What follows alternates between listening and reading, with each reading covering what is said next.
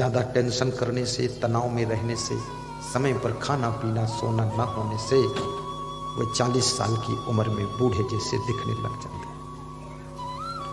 और जो अपने शरीर को केयर नहीं कर सकता है, शरीर को संभाल नहीं सकता है, कैसे उम्मीद किया जाए कि वो फैक्ट्री संभाले जब शरीर ही नहीं संभाल रहे। इसलिए प्रथम नंबर पर अपने शरीर का ध्यान रखना चाहिए। दूसरे नंबर पर मन का ध्यान रखिए, मन को संभाल कर रखिए। तीसरे नंबर पर आत्म शांति का ध्यान दीजिए। चौथे नंबर पर फिर तुम बिजनेस करोगे तो सफल, राजनीति करो तो सफल, समाज सेवा करो तो सफल, साधु बनो तो सफल। लेकिन ये 3 चीजों को पहले संभालना है। लेकिन थोड़ा सुख और पूरा दुख, ऐसा क्यों? तो कबीर साहब ने बड़ी मजे की बात कही। कबीर साहब ने कहा थोड़ा सुख इसलिए है कि इस थोड़े सुख के लालच में तुम ज्यादा दुख भोग सको, इसलिए थोड़ा सुख रखा गया है।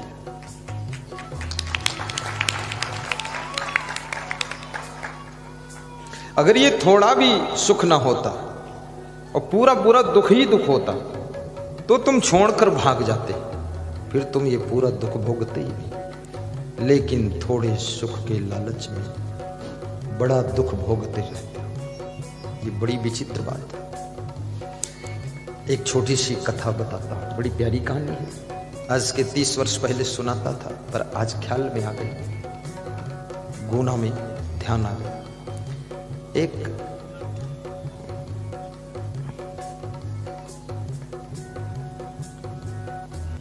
गांव में कला दिखाने वाला नट रहता था।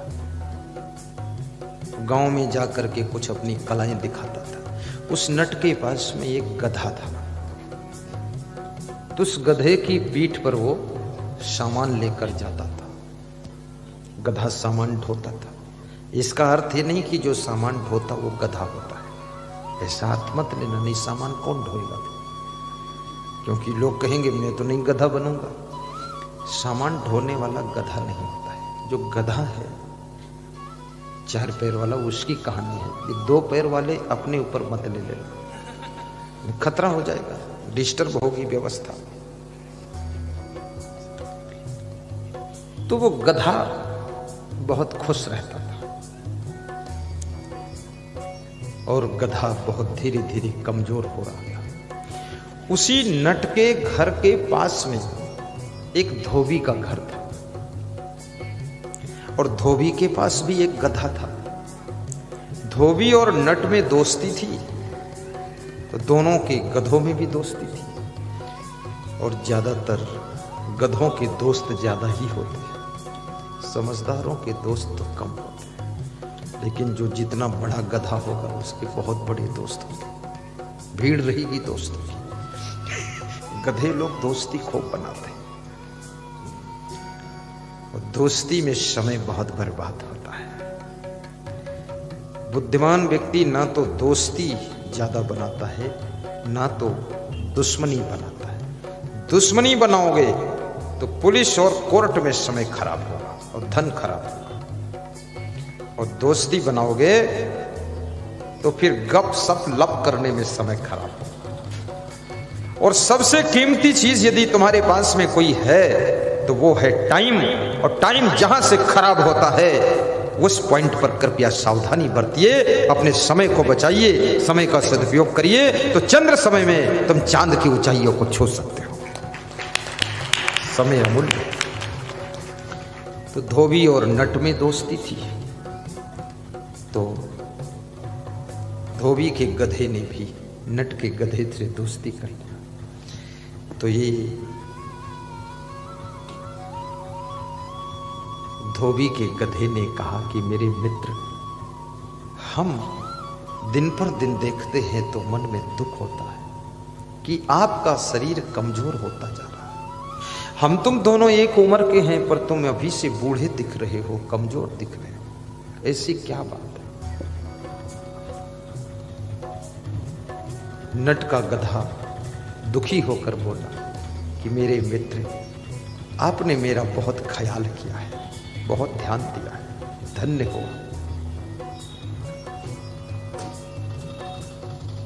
लेकिन मैं कुछ कह नहीं सकता, मेरा मालिक थोड़ा कठोर है। किसी गांव में जाता है, मेरी पीठ पर वजन सामान लाद कर ले जाता है और वहां पर कला खेलता है, अपना कर्तव्य दिखाता है। मेरे को एक रस्सी में बांध देता है, मैं बंधा रहता हूँ। आसपास की छोटी मोटी घास चर लेता हूँ। समय पर पानी नहीं मिलता, खाने को सही नहीं मिलता, इसलिए मैं कमजोर हूँ। धोबी का गधा हंसा और बोला कि मेरे मित्र, अपने मालिक को छोड़कर मेरे मालिक के पास आ जाओ। मेरा मालिक बहुत अच्छा है। इतना अच्छा है मेरा मालिक कि मेरे पीठ पर सूखे गंदे कपड़ों की गठरी बांधकर तालाब ले जाता है। वहां गठरी उतार लेता है, मुझे छोड़ देता है। मैं तालाब के आसपास की हरी भरी घास खाता हूँ, लौटता पहुँचता हूँ, तालाब का पानी छक कर पीता हूँ। मेरी जिंदगी बड़ी सुखी है। मेरा मालिक बहुत प्यारा है। इतने कठोर मालिक को छोड़कर मेरे कोमल दिल वाले मालिक के पास आ जाओ, तुम भी तंदुरुस्त हो जाओगे। जवानी में ही बूढ़े दिख रहे हो। याद रखना, कितने मनुष्यों को भी देखा जाता है, ज्यादा टेंशन करने से, तनाव में रहने से, समय पर खाना पीना सोना न होने से वो 40 साल की उम्र में बूढ़े जैसे दिखने लग जाते हैं। और जो अपने शरीर को केयर नहीं कर सकता है, शरीर को संभाल नहीं सकता है, कैसे उम्मीद किया जाए कि वो फैक्ट्री संभालेगा जब शरीर ही नहीं संभाल रहे। इसलिए प्रथम नंबर पर अपने शरीर का ध्यान रखना चाहिए। दूसरे नंबर पर मन का ध्यान रखिए, मन को संभाल कर रखिए। तीसरे नंबर पर आत्म शांति का ध्यान दीजिए। चौथे नंबर पर फिर तुम बिजनेस करोगे तो सफल, राजनीति करो तो सफल, समाज सेवा करो तो सफल, साधु बनो तो सफल। लेकिन ये 3 चीजों को पहले संभालो।